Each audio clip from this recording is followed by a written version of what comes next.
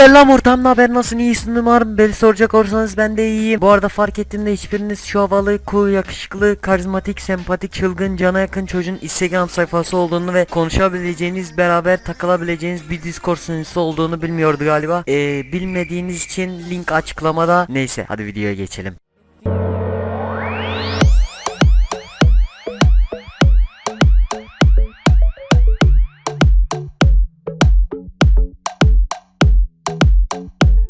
Royal. Lan oğlum bu oyuna 6 GB RAM istiyor lan. Ne diyor bu sistem düşük falan, hayırdır? Yorumlara yazmadan önce bir dinle anlatayım. Şimdi ortak baktım ben bu oyunu, eğer yüksek grafiklerde oynarsanız 6 GB RAM istiyor. Eğer grafikleri düşüğe alırsanız 2 GB RAM'de 30 FPS'te çalışır. Bir dakika. Ondan önce oyun nasıl mı size bir anlatayım. Oyun Fortnite grafiklerine sahip ama Fortnite'tan ayrı bir teması var. Mesela insanlar sizi düşürünce ejder ya da tavuk oluyoruz. Eğer belli bir süre vurmazlarsa kalkıyoruz ve yine savaşabiliyoruz, çatışmaya devam ediyoruz. Listeye ekleme sebebim, bir Battle Royale oyununda grafikler önemli değil ve de Fortnite'ı sevip Fortnite'ı kaldıramayan bir bilgisayarınız varsa bununla takılın, eğlenin. O yüzden geç. Spider-Man Age of Time. Herkesin elinde attığı şeyleri örümcek ağı sandığı süper kahramanımız Örümcek Adam'ın bu oyunda iki halini kontrol ediyoruz ve düşündüğünüz gibi Venom halini değil. Oyunumuz tam olarak iki ayrı boyutta geçen ama ikisinin arasında da rastgele bir şekilde bizim elimizde olmadan geçiş yaptığımız bir oyun. Nasıl mı? Kabaca şöyle: hangisinin başı beladaysa onu biz kontrol ediyoruz. Zaten bir boyutta da kendi başının çaresine baksa anlamadım ki bu nasıl bir süper kahraman. Bir süper kahraman olan sözde Spider-Man'e böyle bir oyunu yapmışlar ve bizim için... Dur yanlış oldu. Geç. Stick Fight. Oyunumuzun gerçek teması bizzat teke tek olan şu kafes dövüşlerine dayansa da bunu daha oyunumsu yapmaya çalışarak bizim gözümüzden kaçırmaya çalışmaları tabii ki boş. Çünkü... Yer mi Anadolu çocuğu bunları? Neyse, oyuna gelecek olursak 4 kişi herkes tek olarak gökten silah yağacak şekilde birbirimize giriyoruz. Rakipleriniz ister bot ister insan olabiliyor. Ve de size şöyle duran bir oyundan ne bekliyorsunuz da? Her ve de deyişinden sonra bir şey beklemeyin benden. Başka yani bir özelliği yok. Bu kadar. Geç. Max Payne. Biliyorsunuz ki patküt hurra cura he bir de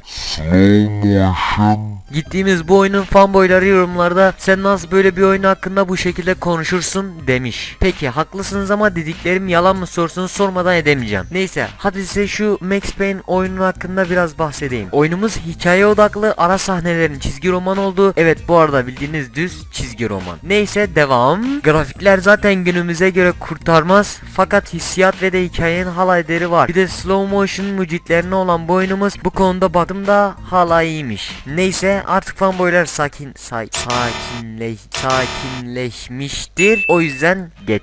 Test Driver Unlimited 1. Gene bir yarış oyunuyla karşınızdayım. Neyse nasıl bir oyun olduğunu anlatayım hemen. Şimdi kendi kullandığımız araç aşırı detay ve grafikleri üstüne çalışılmışken çevre ve bot olan araçlar grafikleri bir o kadar da olsun da aman boşver kafasında yapıldığı için 1990'larda kalma oyun denilecek kadar göz acıtıyor. Diğer özelliği olan oyunumuzun ücretsiz online tarafı var fakat online'da hala adam var mıdır bilmiyorum. Bunun dışında biz çarptık mı kullandığımız araç hasar görmüyorken diğer arabalar parçalanıyor. Nedeni basit. Bu oyunda da araçlar HSOM yazmışız gibi korunuyor. Neyse geç.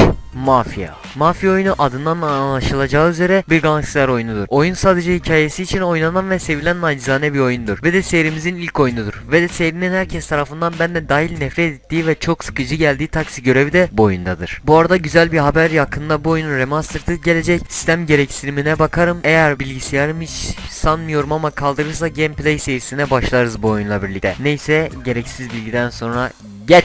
GTA 3. Bu oyun zamanında adeta oyun dünyasına devrim yapmış ve de bir oyunu batırmış olan oyundur. Ve tabii ki bu oyunu bitirmeyip neşesine takılanlardanım ben de. Nedeni ise nedense bu oyundaki karakterin hiç konuşmamasından mıdır bilemiyorum ama hiç içine çekmedi hikayesi ve karakterlerini önemsedip bağlamadı. Ama gayet iyi bir silah çeşitliliğine ve de hoş araba sürüşüne, bir de diğer insanlar tarafından beğenilen bir hikaye deneyimine sahip. Sizi ekrana uzun bir süre bağlar. Benim için pek güzel bir hikayesi değildi ama belki senin için güzeldir. Bir dene. Neyse Neyse geç. Assassin's Creed Revelation. Oyunumuz suikastçı oyunu. Bunu zaten herkes bilir ama bu oyunun özelliği İstanbul'da geçiyor ve de serinin en yüksek ortalama almış oyunu. Bu yüzden listeye ekledik. Oyunumuzda tapınakçılar ve suikastçılar olarak iki taraf var. Biz suikastçılar olarak tapınakçılarla savaşacağız. Başka neyinden bahsedebilirim açıkçası yok başka yani bu kadar. Geç. Five Nights at Freddy's. Şimdiki oyunumuz bir korku oyunu. Ama bu nasıl bir korku oyunu bildiğiniz gözü çıkmış yırtık pırtık oyuncak hayvanların satılma nedeni olan bu oyun gram korkunç değil. Ama böylesi bir tımarhaneye kapatmışlar gibi bir hissiyat verecek. Hikayeye gelecek olursak inan araştırdım hiçbir şey anlamadım. O yüzden sadece listeye ekledim. Çünkü ortalaması yüksek ve sevilen ve de düşük sistem isteyen bir oyundu. O yüzden geç.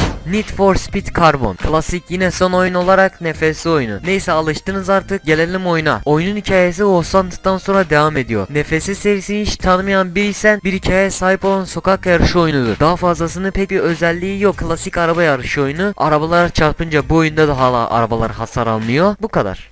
Bitti. Ve ortak videomuzun sonuna geldik. Herkesin Ramazan bayramı mübarek olsun. Umarım güzel geçer. Herkes evde ama olsun. Gene de umarım güzel geçer. Neyse eğer beğendiysen ve işine yaradıysa videom abone olup yorum yapmayı unutma. Ve gitmeden önce şu like butonuna sağlam bir tokat atabilir misin? Adam öldü amına koyayım. Neyse kendine çokça iyi bak. Yeni videolarda aynı adreste görüşmek üzere. Bye. I'm sugar baby, the real sugar baby. All you other sugar babies are just imitating. So won't the real sugar baby please jump up? Please jump up, please jump up. Cause I'm sugar baby, the real sugar baby. All you other sugar babies are just imitating. So won't the real sugar baby